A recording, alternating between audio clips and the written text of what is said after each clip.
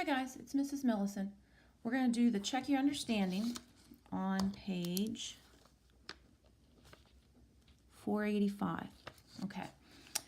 How much does the fat content of brand X hot dogs vary? To find out, researchers measured the fat content in grams of a random sample of 10 brand X hot dogs, and a 95% confidence interval for the population standard deviation sigma is 2.84 to 7.55. So let's interpret this interval. All a confidence interval is saying is how sure you are, we're 95% sure, that the true population standard deviation, or whatever population parameter you're looking for, is captured in that interval. Okay, so for this example, we're going to say, I'm 95% confident that the interval 2.84 grams to 7.55 grams captures the true population standard deviation of fat content in brand X hot dogs. Okay, that's how we interpret a confidence interval. We state the confidence level, we talk about whatever true populations parameter we're looking for, we do state the values, and there's always context, of course. Okay. The second question says to interpret the confidence level. So what does that really mean? What does 95% confidence really mean?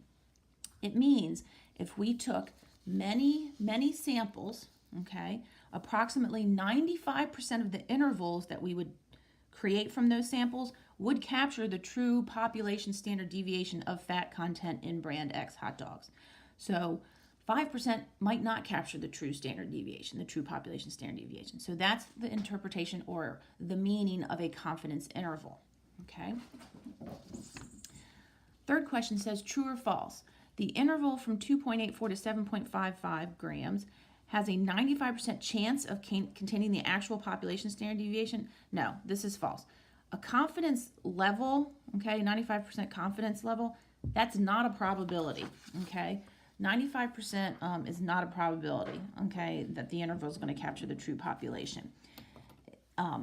What it is, it's telling you the percent, like this one, is telling you the percent of the intervals that would capture the true population parameter, okay? If you took every sample, you know, based on your sampling distribution of all samples of the same size, okay?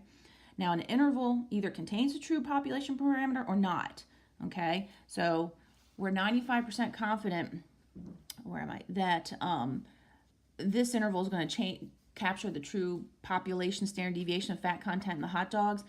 But if I make many intervals, only about 95% of the intervals are actually going to contain the true population parameter, okay? But no number in that interval, you know, 3, 4, 5, 6, 7, has any greater chance of being the true population parameter. So an interval either has a probability of 1 where it contains the parameter, or a probability of 0 that it doesn't contain the parameter. No one value in the interval has a greater probability of being the true population parameter than any other value in the interval. Okay, that's it for that one. See you later.